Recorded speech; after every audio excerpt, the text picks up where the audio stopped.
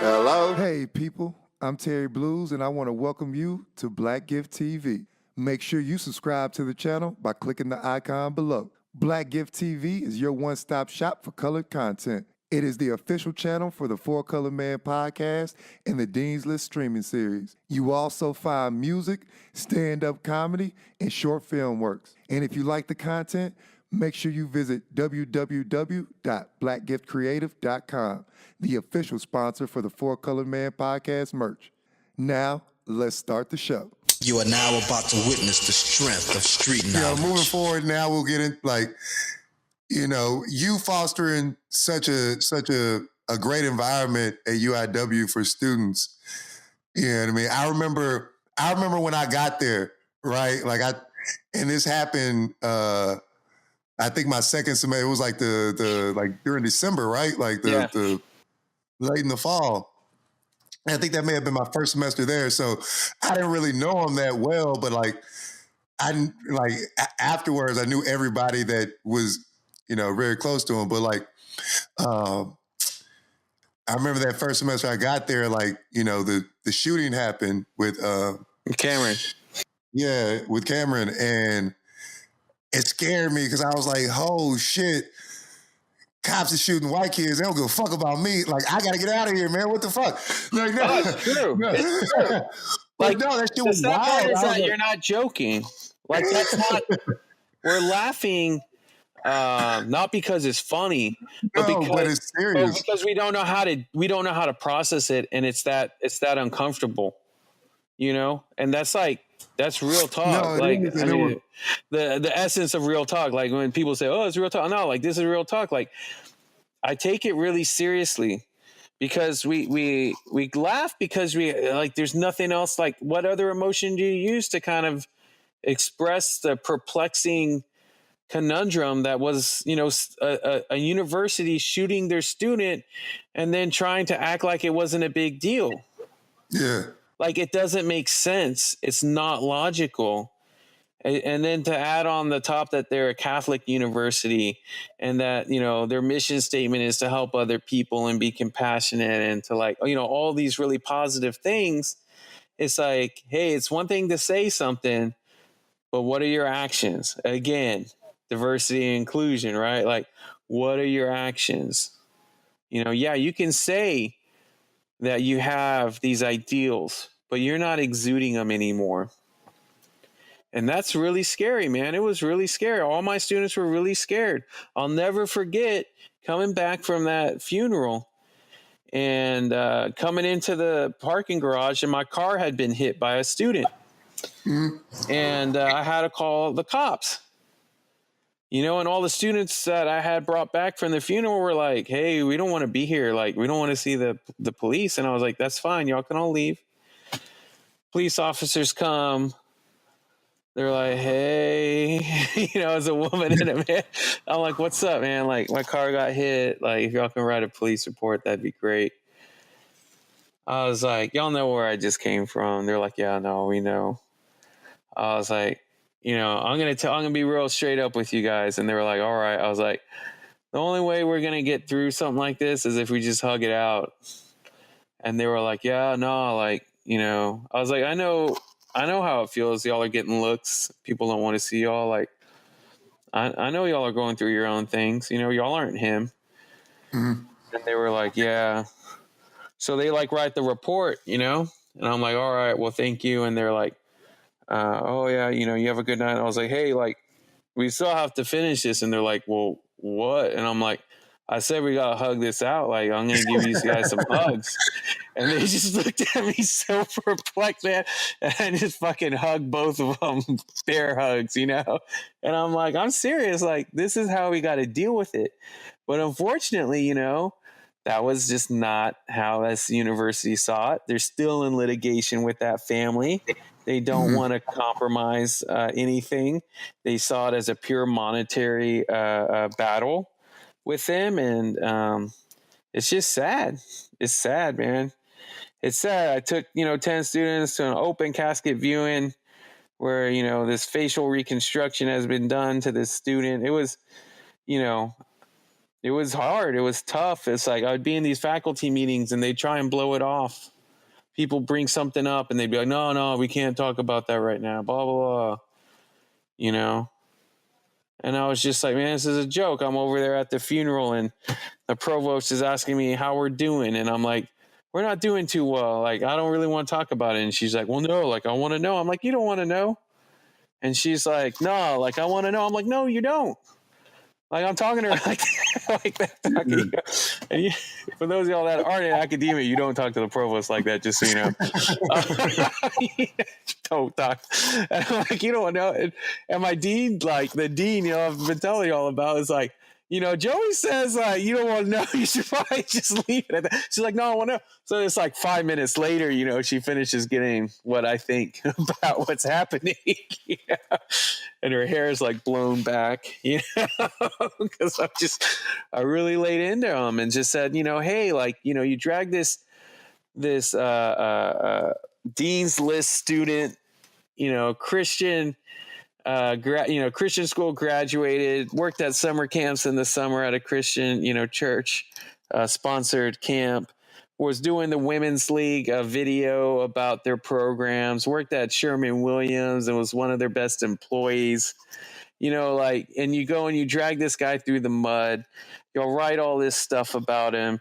You completely go on this cop side who has had 7 jobs in 5 years and was recently, you know, called out for some stuff for which y'all didn't do anything about. What am I supposed to think? I'm over here with 10 students having to carry some of them out of the funeral crying, and you're asking me how I'm doing, you know? Like, this is otherworldly kind of academia, you know? So it was a trip, man. It was surreal. It's still surreal to this day. You know, December 6th this will be the 6th year. I have a vigil with students. Last year I had it at my hi-fi store, you know, and his parents come in from Houston. We're going to have one again. I just talked to Johnny, who was the student body president at the time, today, and was like, hey, we got to get the ball rolling on this vigil and get everybody together. And so we're going to have this thing and I'll be there. And it's something I don't take lightly. And I stuck to my guns for it, and I lost my job for it at that university. And I do not regret one thing. I don't regret how I went about it, what I did. And I had to pay for it. I had to sit out a whole year looking for a job, putting in 40 applications. And I've had to sit there and explain to all these universities as I go through them one by one about what's happened. And a lot of them never called me back. A lot of them never even emailed me back because, I just look like this crazy lunatic, but I didn't care, you know, it's worth it to me. Well, so after UIW, man, you spend that year, you know, sort of unemployed. I know you do a lot of unemployed. Like, I literally filed for unemployment from UIW and was like, y'all fired me unrightly. And the state of Texas was like, yeah, no, we're giving you your unemployment, man. Here's your money. You know, and they had to pay me out. I had to I had to verify my story with UIW. Like, the state verified it with them. So I told them I wasn't fired for any justifiable reason. Because if they fire you with reason, you don't get your unemployment. You see what I'm saying? And so they decided I get my unemployment. And so, I literally had to take unemployment, humble myself completely down, live with my sister. I'm married and have a kid. Live with my sister, have my parents help me out financially. I mean, I ate some crow, man. Like, I ate a ton of crow. It was like a buffet. Yeah, I was gonna say, man. Like, so one of the things we focus on in this podcast is masculinity, right? Like, and that traditional provider kind of role, and for you to lose your job and then have to, like you said, eat that crow. Like, your wife was still working though, right? I mean, yeah, she was working. So she was a breadwinner. Like, how, and just having a kid. Yeah. How did that make you feel to have to, like, Well, and I suffer from anxiety, right? Yeah. And so, it was just, it was, and still is to this day, a roller coaster. I mean, Yeah. it's, there's ups and downs, and, now it's like I have enough money to get by and I don't have to have my parents help me. But dude, that year I wrote a whole article. You go to mygeekylife.com. It's called A Year Jobless. I have photos, video, a whole breakdown of what I did that year to get through it. A lot of it was exercise. Like I just started working out nonstop. I worked out 3 times a week minimum. Yeah. And I was doing weights and cardio. And I worked on my business. I started Dreamonoids Hi-Fi with Christian Rios. And I put my time and effort into that. And I kind of just had to make my hobbies and my passions larger than they were before to make up for the fact that I wasn't getting to teach. Because that's what I love to do. I love helping others. That's what my passion is. And since I wasn't getting to do that at the collegiate level, I just had to go and do it. So I helped file 2 501c3s last year, man. Just because I was not bored, but it was easy for me to do. And so one was a bike cycling advocacy nonprofit. I just helped this woman. This woman was like, well, you want to be on the board of directors? And I was like, no, I just literally know how to do this. It's really easy for me. And I want to see you be able to succeed in your nonprofit. And then another one was Spare Parts, which is a reuse arts advocacy group that take reusable materials and then create art curriculum and give it to teachers to be able to do art in classes because they don't have big budgets, Mm-hmm. And so, I was just going out and doing everything. Like I would say yes to everything. And I just tried to put as much good karma out there. And I just kept having to humble myself. And dude, even this month, my wife, I've been very fortunate that I studied car culture and I'm really into cars and I've had some really, really nice cars over the years. But I just realized, man, I gotta get really humble. So I bought a $500, 400,000 mile, Toyota 4Runner and sold my wife's Acura RDX. It's all pimped out and super nice. Mm-hmm. And just keep getting smaller and smaller, man. Start trying to live off less and less and rebuild and be able to pay back people and be able to at this point, sometimes how people say, oh, I want to pay everybody back. It's me paying people back at this point is just being able to take care of my damn self. Yeah. Not having to hit people up, not having to say anything, being able to put the food on the table, pay for our kids' daycare and go do our jobs and do this commute every week and keep myself physically and mentally, straight enough to be able to do what I got to do. It hasn't been easy. I'm not going to cry on your podcast, man, but no, I'm not right now, man. I'm not trying to do that. But it's very humbling. And the other way I decided to deal with it, I'm just very public about it. I never want people to think that what I do is out of arrogance or out of self-righteousness. It's I share my stories and I share my happy moments because I'm fucking happy about being able to do that. I'm happy when I get to take my kid to the park and damn it, I'm going to put it on Instagram. I don't give a fuck. People are like, oh, you only post your happy ones. Dude, I'll post when I fall on my fucking face too. Okay. Don't worry about it. Worry about yourself. It's okay to be happy. It's okay to celebrate those moments.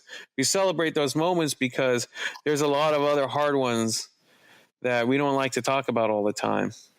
There's a lot of people going through stuff and I don't need to talk about that all the time, but I definitely like having happiness around me and talking about cool shit and celebrating cool shit with people. That's important to me. I value that, So it's just, It's kind of just a different lifestyle, but I will say this, and again, like, I don't mean this in an arrogant way. I mean this as in, like, I am reaping the benefits of having that mentality. Mm-hmm. When I walk into meetings and I have that mentality, people like you being around. People want to hear more, and people want to say more. You know, when you're happy about what's going on, and are trying to see things in the best light, you can have somebody really upset and seeing something completely opposite from you, and you can ask them in the most friendly way what they think, and all of a sudden their tone starts to change. All of a sudden you're able to have dialogues that you weren't thinking were possible with these kinds of people. You know?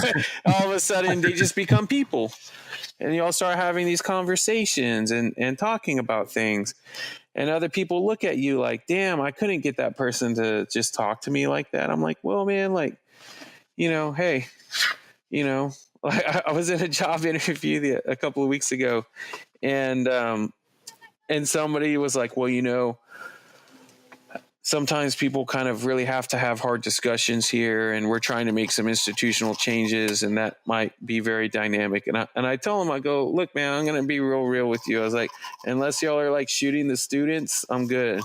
Like, whoa.